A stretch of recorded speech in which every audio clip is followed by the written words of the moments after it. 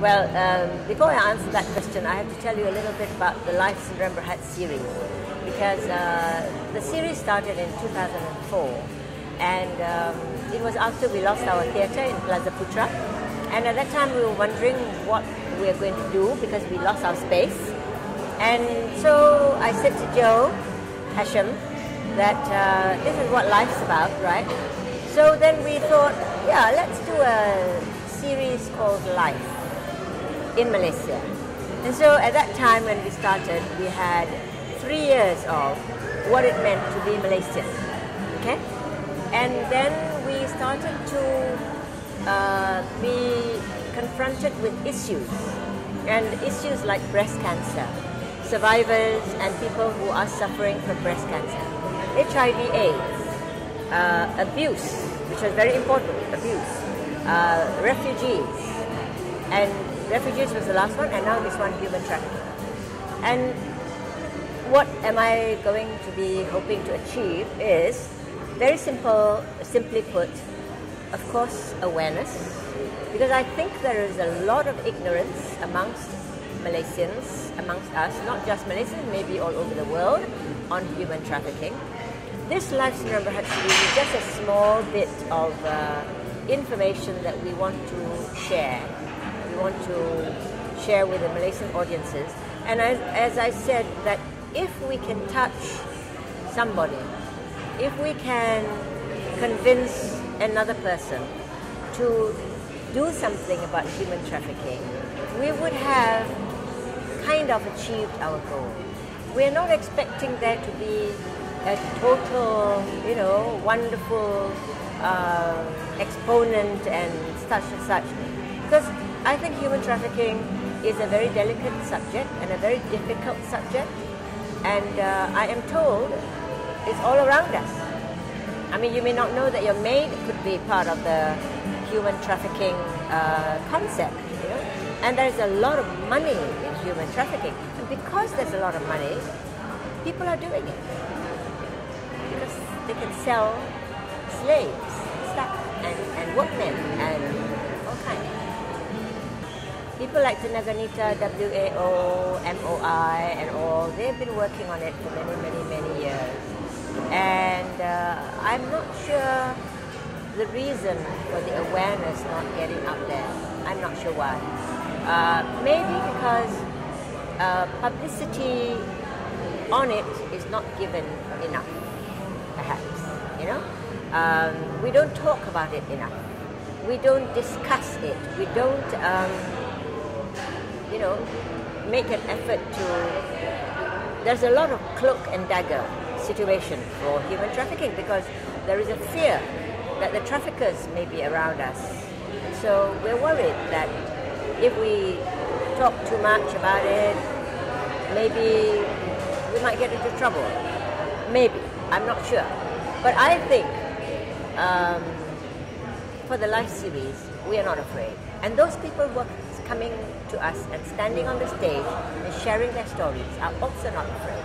They are brave enough to speak up.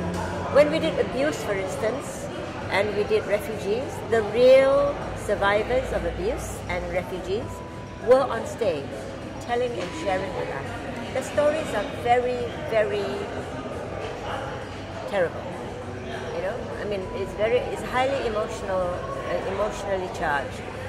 That's why we kind of maybe lighten the evening with some songs that are specially composed, and also a dance that one of our choreographers is going to do. So maybe that's why the awareness is not getting out. We're not writing enough on it. We're not talking enough. We're not having banners in the town to say, abolish human trafficking, we're not for sale. You know what I mean? A lot of the trafficked people are women. There are men as well, but women, because women are easier to entice to come away from their country, like Cambodia or Myanmar, to come to another country and get a job. They don't know what kind of job they're going to get. So when they come here, they are hoodwinked. They have been fooled. I am sure we are not aware. There are people around us who are. When I was going around and talking to Naganita and WAO and Urmila, I was stunned. I was stunned by the revelation, by their stories. I have never, I live in a different world of the performing arts. I have never kind of crossed my mind that human trafficking is right in our midst until somebody came to me and said, Farida, would you like to do Life in Rahat series on human trafficking? And I said, sure. And then only I started to find out. And the stories are frightening, amazing. Yeah. And what we're saying here is everyone should be aware that your child could be kidnapped or your whatever can be whatever into, and they can be taken to another place and be trafficked. You know? So we all must be aware of it. I hate to think that the traffickers are in our midst. I'm sure they are. I actually have been involved in the anti-human trafficking drive because I'm contracted by the International Organization of Migration. The International Organization of Migration was formed in 1951 after World War II, and its main reason for being formed was to help displaced people return home. Last year they approached me. I'm actually a clinical psychologist and I have my own clinic, and I'm also a consultant at Prince Court Medical Center. They approached me if I would like to help them wage the war against human trafficking in this region, not only Malaysia but also the other countries like Cambodia, Vietnam, Thailand, Myanmar, etc. And I hopped on into the project because I think it has become crucial that a lot of Malaysians, or most Malaysians, or all Malaysians become more and more aware of this predicament that's happening to Malaysia. Not only is Kuala Lumpur a hub for transporting of traffic victims, foreigners, but also Malaysians who have been trafficked, children, adolescents and adults. These children, adolescents and adults are being housed in government shelters run by the Ministry of Home Affairs and the Ministry of Women. And it is a very sad plight to listen to all their stories when you realize that if maybe all of us were a little bit more aware of what was happening in Malaysia, we could have stopped some of these children from being abducted, kidnapped, sold into the world of trafficking. They can either be trafficked for money. For example, people without children, they buy children, not knowing where the children come from. They could also be trafficked to pedophiles, as for the sick people.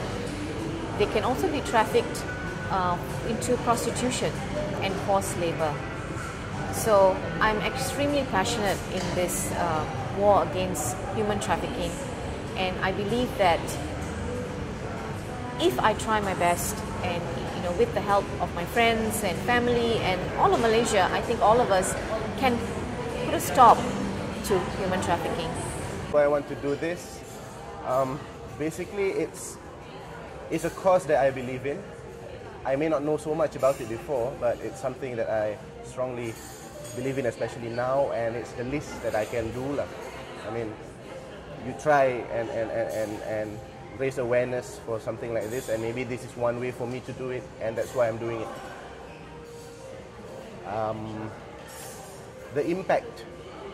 Well, the impact is that, like I said, I didn't know so much about this before, but after going through rehearsals and hearing the stories and all that, and it's just shocking.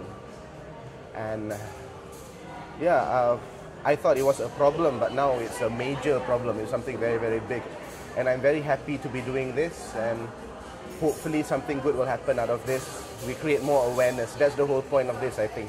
It's just to create awareness and get as many people to know about it as possible. Why do I want to do this show? I suppose, there's so many people in this world and there's so many people fighting for different causes. But as a unit, I think getting involved in human trafficking is something very meaningful to me.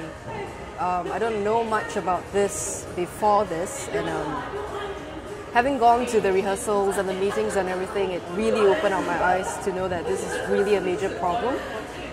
And not just in our country, but everywhere else. So having the opportunity to be involved in this, I'm really grateful for that. And the impact, I think in a way, I really grew as a person because of this. It made me realize there's so many problems in this world, and if I can contribute a little bit, no matter how little, it's still a form of contribution. And I really hope that more people will do this and try to make a difference in. My first eye-opener to this issue is actually 2 years back, where I read an article about it, and it was regarding child prostitution, which lead into human trafficking. So during that also, I found out that it is happening in Malaysia, and as naive as I am, I only know that during that is something that is happening in my country, and I always thought that it's only like maybe in Thailand or Cambodia. So that article really opened my eyes, and that's when I decided that, look, I need to do something about it. And because through the article also, I realized that children are being served as dessert in some of the high-class restaurants. So that's really terrible. So I written my first song with regards to this issue, which I will be performing as well in this particular production. So all this while, through my singer-songwriter performances, I will always try to highlight this issue. What I'm trying to do is, at least I want to raise the awareness among Malaysians, because I'm sure there are a lot of people like myself previously who just doesn't know, or maybe ignorance with regards to this issue of human trafficking. So when Faida said that, oh, I'm doing live syndrome, Berhad, AIDS and human trafficking, and oh, that's good, I have a song with regards to that, and I definitely would like to contribute, because me myself, even in other performances, I'm already trying to raise awareness on this cause, and I feel that this would definitely be a very good platform for me to push the cause, the awareness. But I still have to live today. You think that this is my own sorrow? The world is also yours tomorrow. We wonder why we live in pain.